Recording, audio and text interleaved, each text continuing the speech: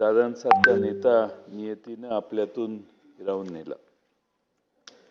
कुणाची नजर लागली काही माहीत नाही, पण महाराष्ट्राच्या राजकारणाला नजर लागली आणि दादांसारखा नेता आपल्यातून गेला. मोठ्या अपेक्षेने ज्यांच्याकडे महाराष्ट्रात बघितलं जातं त्यांनाच हिरावून घेण्याची नियतीची पद्धत आहे का, अशी शंका यावी. आपल्या आधीच्या सगळ्या वक्त्यांनी त्यांचा उल्लेखही केला. विलासराव देशमुख साहेब असतील, गोपीनाथ मुंडे असतील, आर आबा असतील आणि आता अजितदादा. दादांच्यावर बोलण्यासारखं बरंच काही आहे, कदाचित दिवस देखील पुरणार नाही.